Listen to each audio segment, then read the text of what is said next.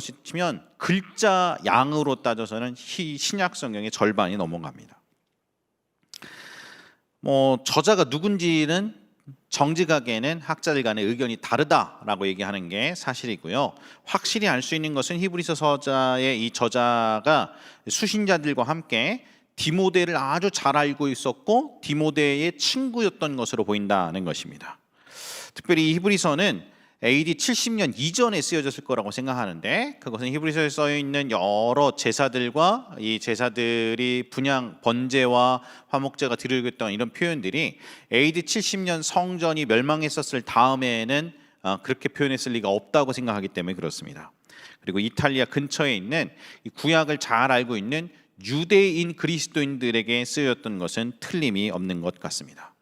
그럼 AD 70년 직전에 이른바 60년대에 어떤 일이 일어나는가를 알면 히브리서가 이제 60년대에 그 어느 어간에 쓰여진 것만은 사실인 것 같습니다. 그럼 60년대에 일어났던 일이 어떤 것인가? AD 64년에 저 미친 로마의 황제 네로가 로마에 불을 질렀습니다. 로마시의 4분의 1이 탔습니다. 저희로 치면 생각을 해보시면 저희가 용인시인데 수지구, 기흥구, 처인구 이렇게 있는데 수지구에서 3분의 2가 불탄 것 정도가 됐다 이렇게 생각하시면 틀림이 없겠습니다. 그럼 다 타 죽은 사람들, 거기서 못 빠져나갔던 사람들, 거기에 연결됐었던 기흥구, 처인구 또 다른 도시들, 우리나라 국가에 살고 있었던 수없이 많은 사람들의 원망이 어떻겠습니까? 다 네로를 향해서 하고 이 네로의 왕정이 전복되려고 했을 때 네로가 이 국민들의 이 백성들의 분노를 돌이키려고 거짓말을 뭐라 그랬는가? 저 예수쟁이들 그리스도인들이 불질렀다라고 거짓말을 했습니다. 그래서 그리스도인을 싸그리 잡아가지고 로마의 콜로세움에 검투사들 글래디에이터들에 의해서 찔러서 죽이기도 하고, 그리고 풀어놓은 다음에 굶주린 사자를 같이 풀어서 사자를 피해 다니는 것을 콜로세움에서 깔깔대면서 구경하기도 하고, 그래서 잡아먹혀서 죽게 하기도 하고, 그리고 이 나무에 매달아 놓고 아래에다가 불질러 갖고 화형시키기도 하고, 그리고 십자가에 못 박아 갖고서 처형시키기도 하고 그랬었습니다. 무시무시한 박해가 64년부터 일어났는데 결국에 67년경에는 사도 바울도 잡혀서 목베어 죽임당했고, 그 다음에 사도 베드로도 잡혀서 그 유명한 말을 남겼던 것이 이제 전설에 기록되어 있습니다. 나 같은 자가 어찌 예수님과 똑같이 십자가에 못 박으랴 그랬더니 거꾸로 매달아 죽여주셔도 된다. 그래서 십자가에 사도 베드로가 거꾸로 못 박여서 죽임을 당했다는 것이죠. 어찌됐든 이 디모데와 친구 관계였었던 이 히브리서의 저자가 지금 이 편지를 기록하는 이 시점에 이 디모데도 감옥에 갇혀놨다가 풀려났다는 것을 히브리서 제일 마지막에 묘사를 해 줍니다. 이런 걸 보면 사도 바울이 감옥에 2차로 잡혔던 것보다는 이후지가 아닐까, 그러니까 60년대 후반은 아닌가 이렇게 생각은 됩니다. 13장 22절 23절 앞에 보고 읽겠습니다. 22, 23절입니다. 시작.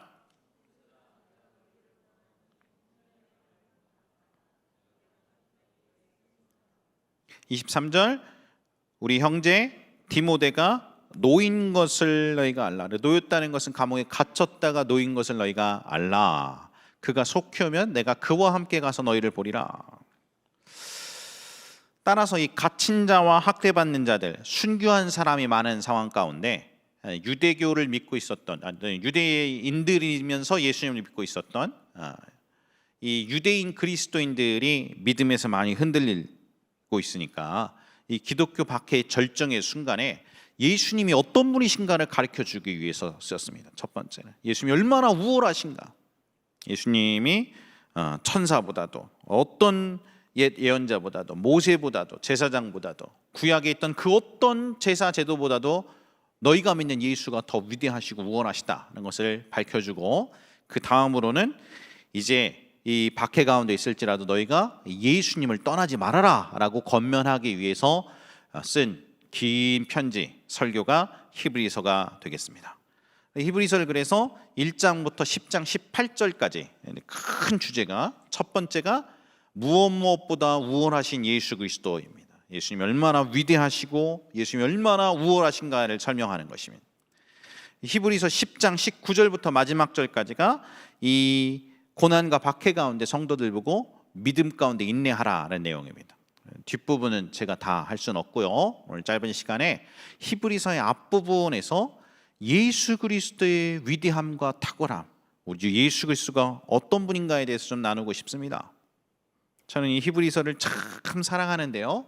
왜냐하면 성경에서 이 히브리서가 아니었다면 예수님을 통한 우리 구원의 영광과 그 위대함이 어떤 것인지를 우리가 많이 몰랐을 것이기 때문에 그렇습니다. 여러분은 예수님을 사랑하십니까? 사랑하시면 아멘 하십시다. 아멘. 저도 예수님을 사랑합니다. 저는 예수님이 참 좋습니다. 만약에 한 인간이 이 땅에 태어나서 가질 수 있는 가장 영광스러운 지식이 있다면 이 예수님을 아는 지식이라고 저는 믿어 의심치 않습니다. 그리고 우리가 이 땅 가운데 추구해야 할, 여러분들이 알아야 될 많은 지식들이 있습니다. 중요한 지식들이 많이 있습니다. 그러나 그 중에서도 저희들이 알아야 될 가장 고상하고 완벽한 지식은 우주 예수님이 어떤 분이신가, 그분이 어떤 일을 하셨는가라고 저는 확신합니다. 이 히브리서가 예수님에 대한 지식을 가르쳐준단 말이에요. 이 히브리서가 저에게, 그리고 성도님들에게 우리 예수님이 얼마나 위대하신가, 예수님이 과연 어떤 분이신가, 예수님이 얼마나 아름다운 분이신가, 예수님이 우리를 위해서 어떤 놀라운 일들을 하셨는가에 대해서 그 어떤 성경책보다도 영광스럽게 우리에게 가르쳐주기 때문에 이 히브리서를 오늘 읽고 말씀을 나누는 저의 가슴이 뛰는 것입니다.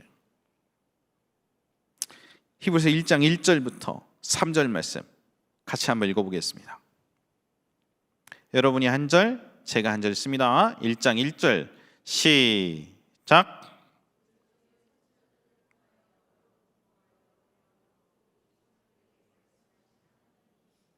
이 모든 날 마지막에는 아들을 통하여 우리에게 말씀하셨으니 이 아들을 만유의 상속자로 세우시고 또 그로 말미암아 모든 세계를 지으셨느니라.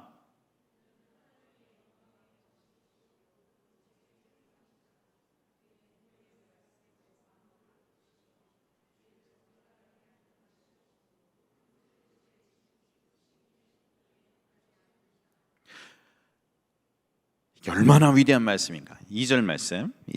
여러분 여기 보니까 예수님이 창세 전부터 계셨다 그랬습니다.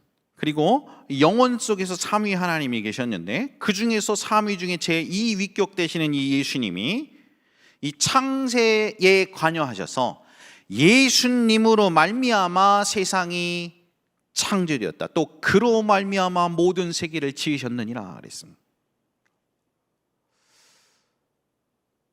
유대교는 구약만 믿는데 유대교에서의 핵심은 삼위 하나님을 부인하는 것입니다. 근데 이 유대교인들이 성경, 특별히 창세기를 읽을 때 너무나 이해가 안 가서 어려워하는 것이 성경에 특별히 창세기에 남아 있었던 하나님이라는 표현, 엘로힘이라는 표현이 복수꼴로 나왔다는 것이, 복수꼴로. 하나님은 한 분이신데 그래서 하나님의 아들이 있다는 것을 절대로 인정하고 싶지 않아서 예수님을 신성 못 오겠다고 죽여버리기까지 했는데 이 하나님이 왜 복수인가 말이죠. 복수. 어떻게 복수형으로 나오는가?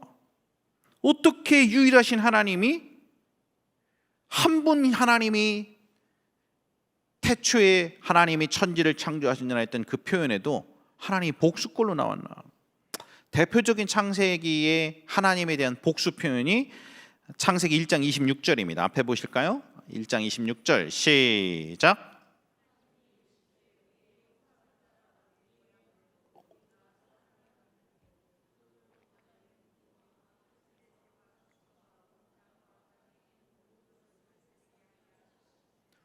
하나님이 한 분이신데 우리는 뭔가? 우리는 왜 하나님이 복수로 나타나셨나? 유대교를 믿는 유대교인들은 절대 이해할 수 없었어요. 오늘 읽었던 본문을 보니까 히브리서 1장 2절, 히브리서 1장 2절 앞에 보십시오. 1장 2절 이 모든 날 마지막에는 아들 예수를 통하여 우리에게 말씀하셨으니 이는 예수님을 만유의 상속자로 세우셨고 또 예수로 말미암아 모든 세계를 지으셨느니라.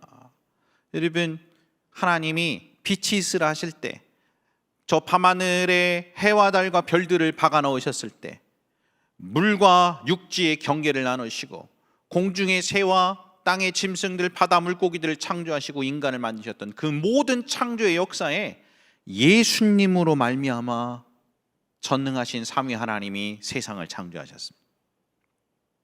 그뿐만 아니라 3절 말씀 읽어보실까요? 1장 3절 시작.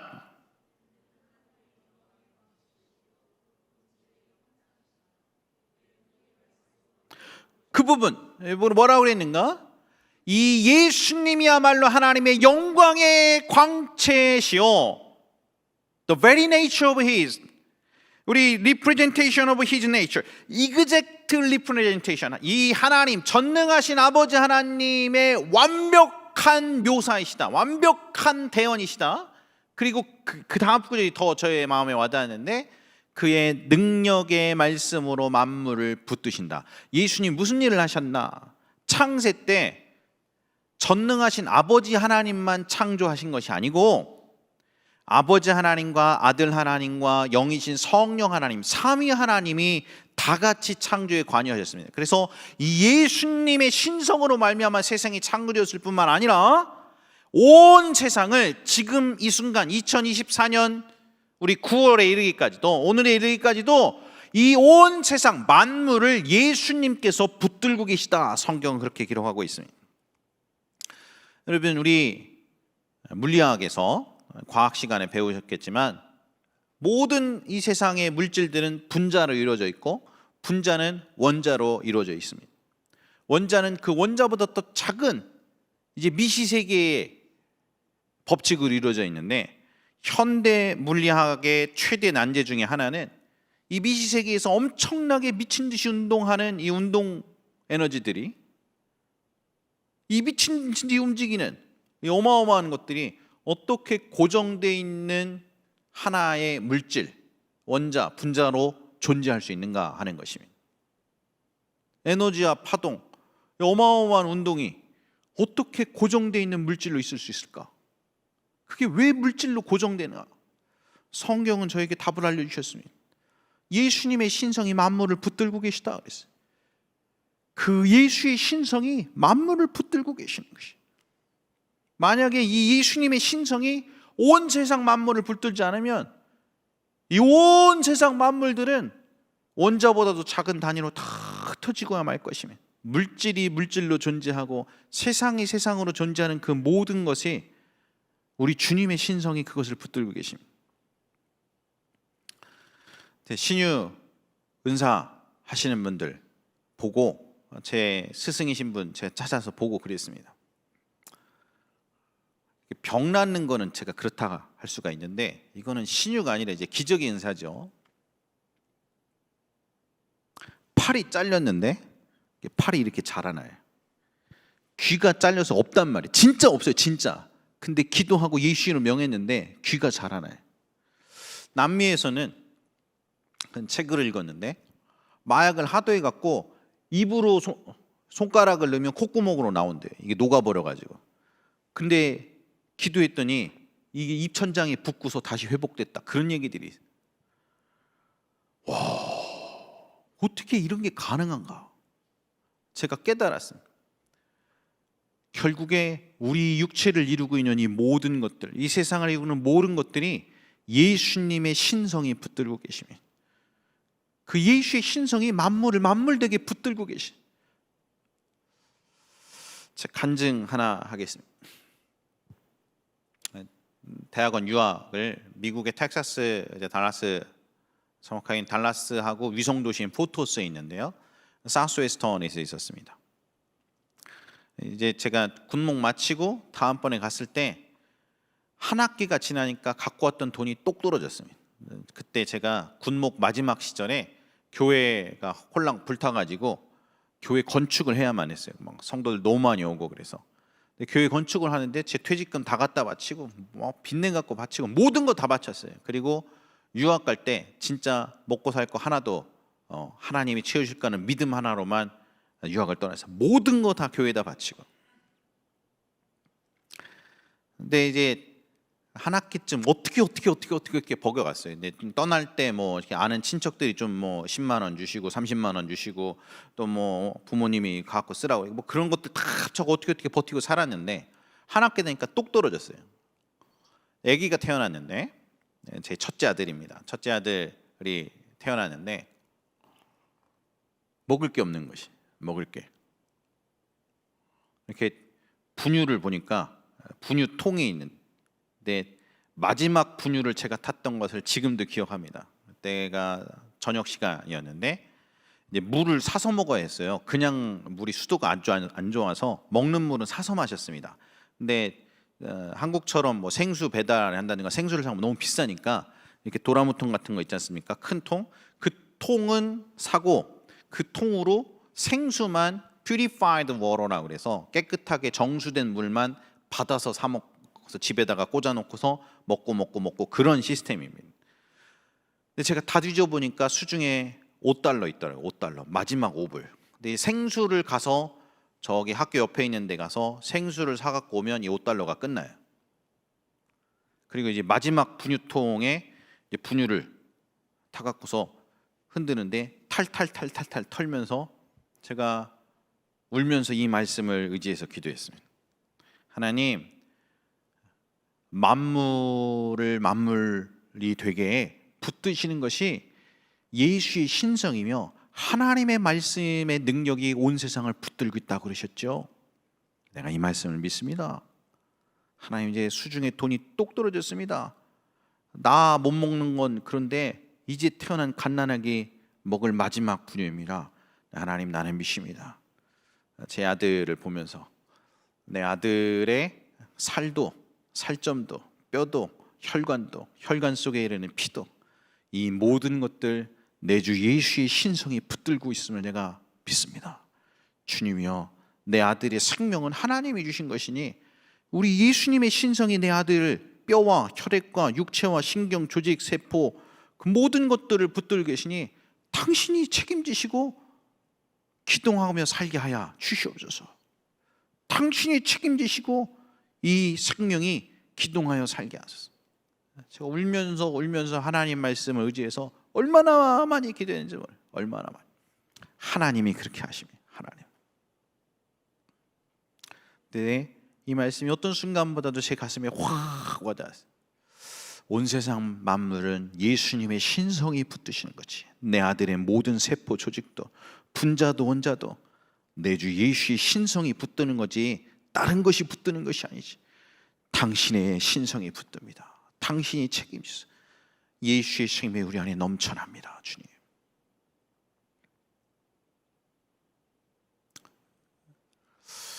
믿음이죠. 제 믿음입니다. 믿음으로 고백했고 하나님이 믿음에 응답하셨습니다. 자기가 굶어 죽지 않게 하시고 하나님이 기기묘묘한 방법으로 오늘 시간이 짧아서 다 간증하지 못하지만 하여튼 까마귀들을 보내시고 어떻게 먹게 하시고 산소에 있었던 부총장님이 저한테 한 학기 장학금 주셨습니다. 부총장이 어떻게 그 많은 학생 중에 저를 알았겠어요? 어떻게 네, 먹을 것도 주시고 학비도 주시고 공부할 수 있는 책가까지 다 대주셨어요. 얼마나 감사한지 모르. 그 전화하고서 다 다음 날인가 부총장님이 저한테 전화가 왔어요. 그 많은 학생 중에서 제가 찾아간 것도 아니고 그분이 어떻게 나한테 전화를 하셨나. 지금 생각해도 신기해요. 한 번은 이제 그때 그 어간이었습니다. 자동차 시동을 켰는데 주일이었어요. 근데 이제 기름이 완전히 다 떨어졌습니다. 앵꼬 불이 딱 들어왔습니다. 근데 그때 저희가 예배드렸던 것이 뉴스원교회인데 산소에서 저 달라스 북부까지 가려면 고속도로로 1시간을 좀 넘게 가야 했습니다. 미국에서 시속 뭐 한 110km 정도가 평균 속도인데요. 120에서 110. 근데 그 정도로 110km로 1시간을 갔다가 1시간을 돌아와야 하는 코스였어요. 근데 이미 이제 그 기름에 불은 들어와 있고 주일날 아침에 제가 이렇게 기도했어요. 하나님, 예배는 가서 드리고 싶은데 가서 예배를 드릴 수 있게만 하야 주시옵소서. 그리고 제가 차에다가 안수를 했어요. 예수 그리스도의 이름으로 달릴지어다. 모르겠어요. 왜 그런 믿음이 생겼나? 믿음이 생겼어요. 우리 주님이 뭔 세상을 붙입니까? 그리고서 갔습니다. 더웠는데 에어컨을 안 켜고 창문을 다 열어놓고, 그 다음에 언덕 오를 때는 살살살살 받고 언덕 내려갈 때는 중립으로 싹 내려가고, 그렇게 하면서 어떻게 우여곡절 끝에 1시간 좀 넘게 가서 예배를 드렸습니다. 예배가 끝난 다음에 여기까지 온 건 기적인데, 아무리 생각해도 돌아가는 건 이거는 과학적인 상식으로는 불가능한 것이에요. 과학적인 상식, 어떻게 돌아갈 수 있는지는 그거는 불가능한, 말도 안 되는 얘기입니다. 문제는 돌아왔습니다. 저는 지금까지도 이해할 수 없어요. 어떻게 돌아왔는지. 다시 하라고 그러면 못해요. 그건 불가능한 일이었어요. 가는 건 혹시 1시간을 고속도로를 갔다가 1시간을 돌아오는데 이미 앵꼬인 상태에서, 그건 불가능한 일이에요. 불가능한.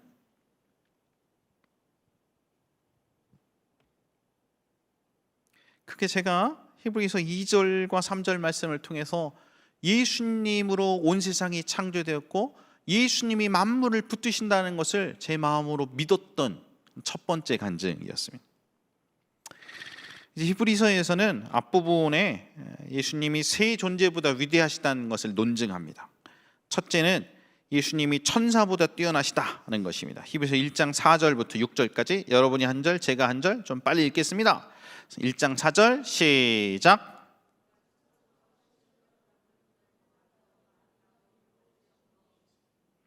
하나님께서 어느 때에 천사 중 누구에게 너는 내 아들이라 오늘 내가 너를 낳았다 하셨으면 또다시 나는 그에게 아버지가 되고 그는 내게 아들이 되리라 하셨느냐?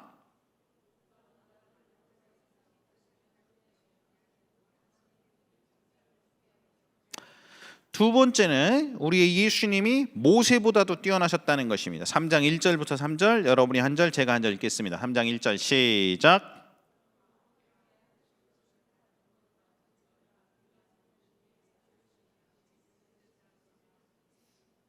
이절 그는 자기를 세우신 이에게 신실하기를 모세가 하나님의 온 집에서 한 것과 같이 하셨으니. 3절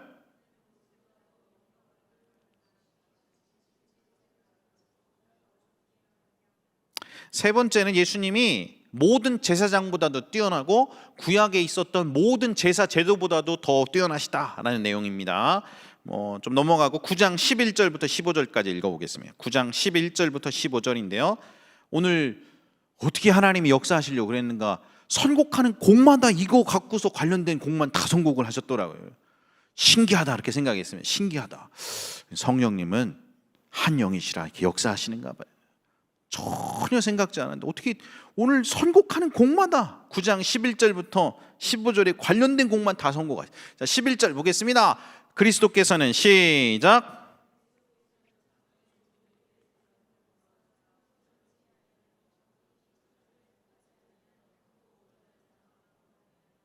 염소와 송아지의 피로 하지 아니하고 오직 자기의 피로 영원한 속죄를 이루사 단번에 성소에 들어가셨느니라.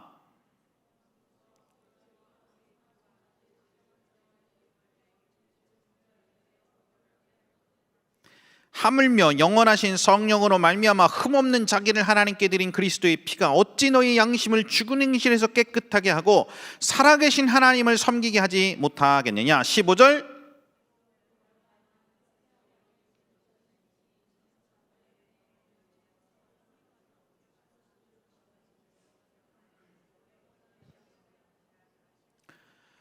뭉뚱그려서 히브리서의 앞부분을 전체를 요약하자면 예수님은 구약의 그 어떤 옛 언약보다도 위대하신 새 언약의 중보자시다는 것입니다. 새 언약의.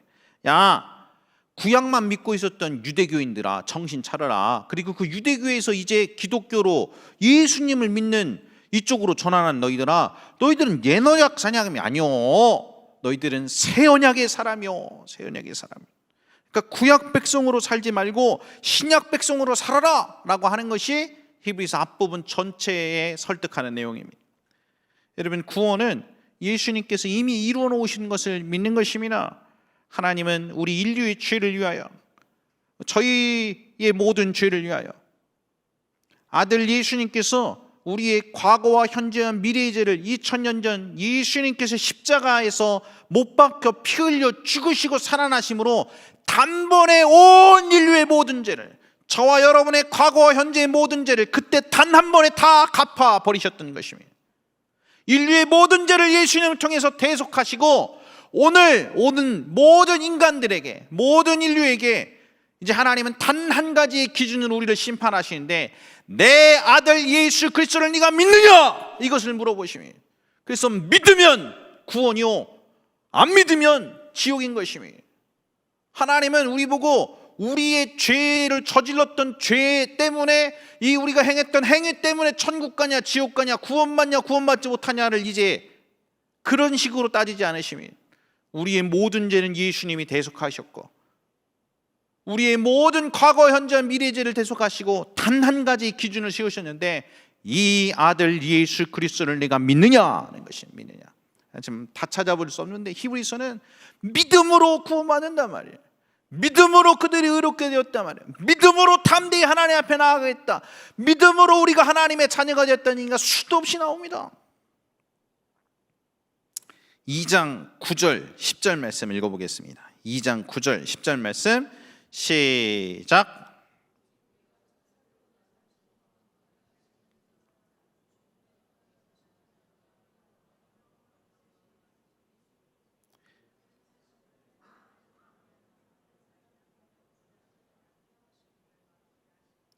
그러므로 만물이 그를 위하고 또한 그로 말미암은 이가 많은 아들들을 이끌어 영광에 들어가게 하시는 일에 그들의 구원의 창시자를 고난을 통하여 온전하게 하심이 합당하도다 그랬습니다.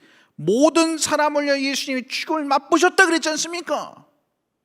예수의 죽으심은 모든 사람을 위해서 맛보신 것이며, 그 구원의 창시자가 예수님의 십자가의 고난을 통해 우리 구원이 완성됐다 그랬지 않습니까? 2장 14절부터 18절 읽고 마치겠습니다. 14절 시작.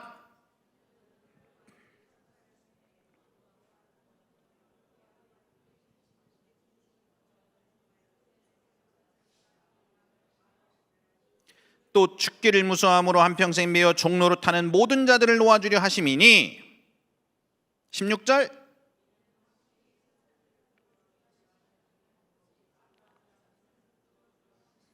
그러므로 그가 범사의 형제들과 같이 되심이 마땅하도다. 이는 하나님의 일에 자비하고 신실한 대제사장이 되어 백성의 죄를 속량하려 하심이라. 18절.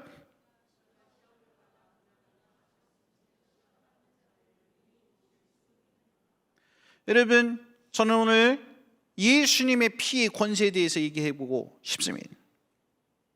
인간의 가장 큰 문제는 죄의 저주입니다. 그리고 죄의 가장 큰 권세는 죽음이라는 권세입니다. 근데 오늘 성경에 보니까 예수님이 우리처럼 혈과 육을 지니신 육체로 이 땅 가운데 나타나셨던 것은 죽음을 통하여 죽음의 세력을 잡은 자 곧 마귀를 멸하시며 죽기를 무서워함으로 한평생 매어 종로로 타는 모든 자들을 놓아주려 하심이라 그러셨던 것입니다. 여러분, 예수님이 우리 인간의 죄의 저주의 핵심을 깨뜨리신 것입니다. 죽음의 저주 때문에 죽기에 매여 죽기를 두려워하며 평생을 사는 우리 인간들, 여러분, 죄와 사망의 저주 때문에 힘들어하고 괴로워하고 이 땅 가운데는 질고 가운데 시달리고 깨어진 관계 때문에 아파하며 죄의 저주와 이 심판의 저주 때문에 부들부들 떨면서 전혀 마음의 진정한 평안도 기쁨도 행복도 누리지 못하고 살고 있는 모든 인간들에게 예수님이 마귀의 시력을 멸하시고 죽음의 권세를 멸하시고 오늘 우리의 질거를 대신 담당하시고 일평생 이 죄의 저주 아래 종로를 타는 모든 자들을 다시금 속량하려 하셨단 말이에요. 속량하려. 예수님이 속량하셨다. 속량. 대신 대가를 치르시고 우리는 값주고 구원하셨다. 예전에는 죄의 저주에 묶여 있으나, 예전에는 질병의 저주에 묶여 있으나, 예전에는 사망의 저주에 묶여 있었으나, 그러나 이제는 더 이상 죄의 저주에 묶여 있을 것이 아니오, 예수님이 단 한 번 2000년 전에 십자가에서 우리를 위하여 못 박혀 피 흘리시고 죽어주시고 살아나시는 말미암아 이제 이후로 이 예수 그리스도의 십자가의 피를 믿는 모든 자들에게 죄의 저주에서는 노임을 주시고 자유를 주시고 회복을 주시고 용서를 주시고 예수의 피로 말미암아 마귀를 멸하여 오늘 우리들에게 새로운 생명의 역사를 주시기로 작정하셨다는 것입니다. 죄값은 치러지신 것입니다. 우리는 더 이상 죄의 저주, 사망의 저주, 죽음의 저주, 마귀의 저주 속에 있을 필요가 없는 것입니다.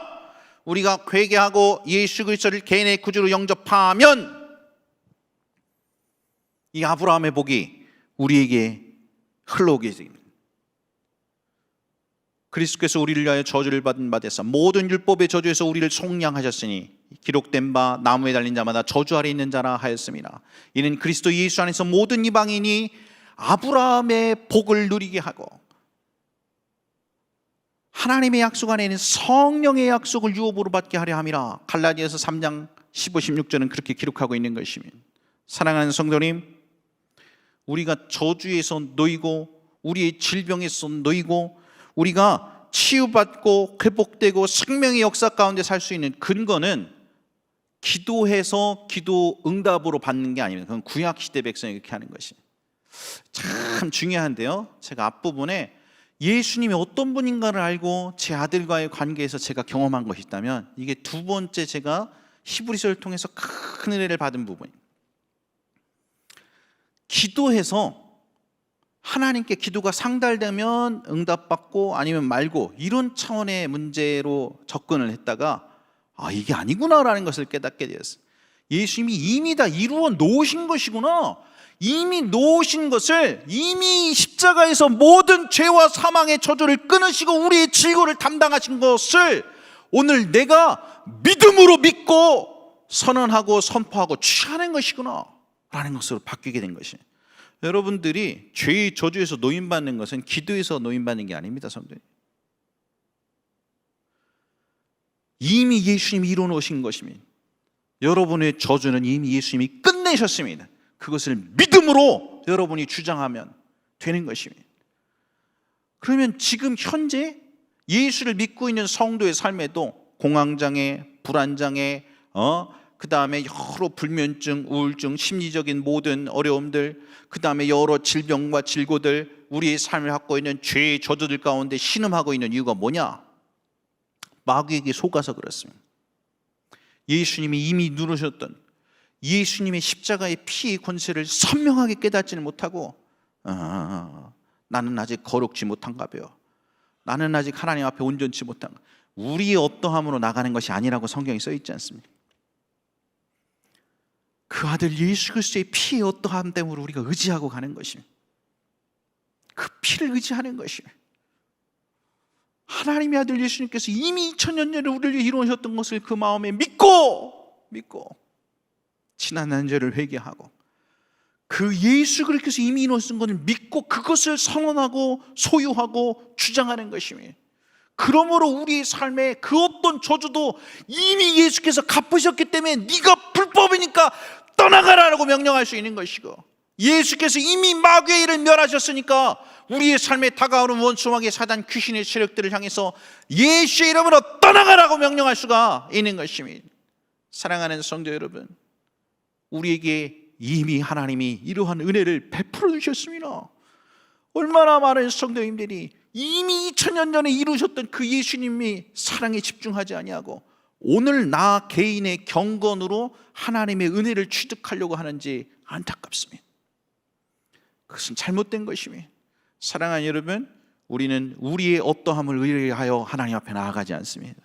오직 아들 예수 그리스도의 십자가의 피를 의지해서 나아갑니다. 그 피가 우리 안에 큰 증거가 되는 것입니다.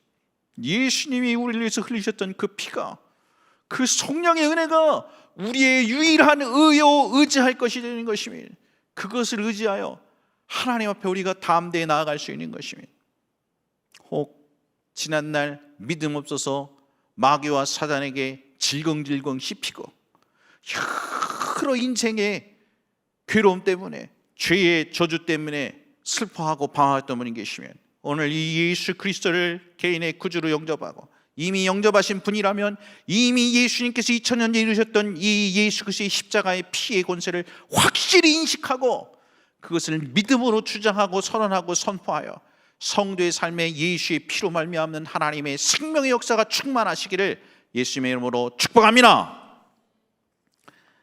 추가곡 78장 찬양 되시고 마치겠습니다.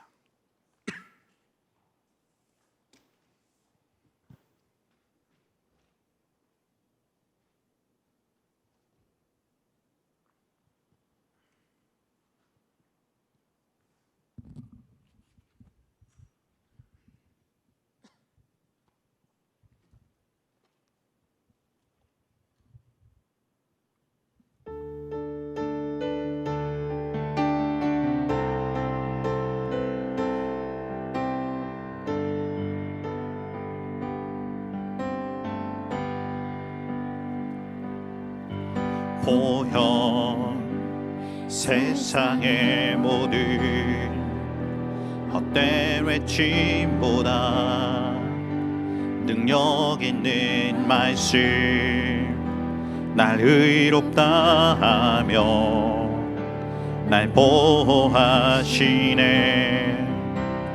예수의 보혈 십자가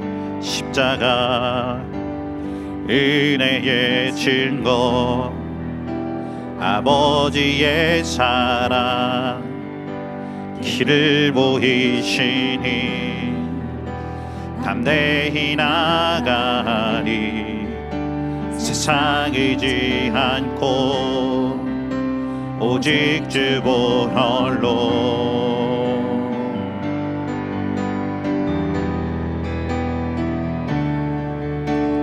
우리 죄를 씻기고 다시 온전케 하는 예수 피밖에 예수의 피밖에 없어요.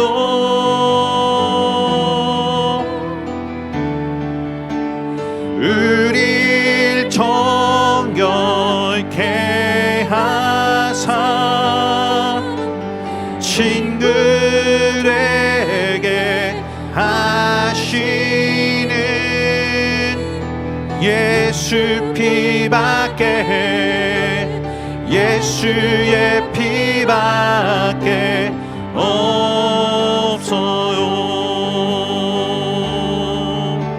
감사드려요. 감사드려요.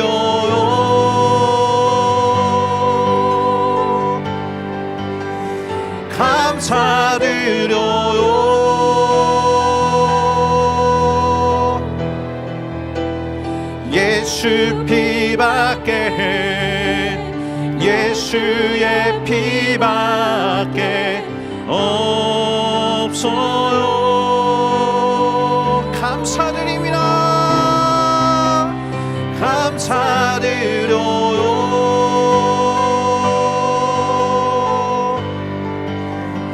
감사드려요.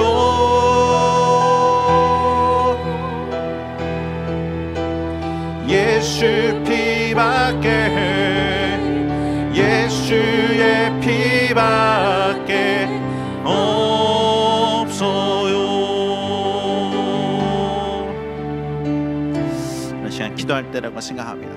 우리 주 예수 그리스도의 십자가의 피 앞에 나아가 혹 주님보다 앞섰던 것, 주님보다 사랑했던 것, 우리 주님의 마음을 아프고 서운케 했던 모든 순간이 있으면 한 가지 한 가지 내려놓고 회개하고, 예수님이여, 예수님의 십자가의 피를 의지하여 담대히 아버지 하나님 앞에 나아갑니다.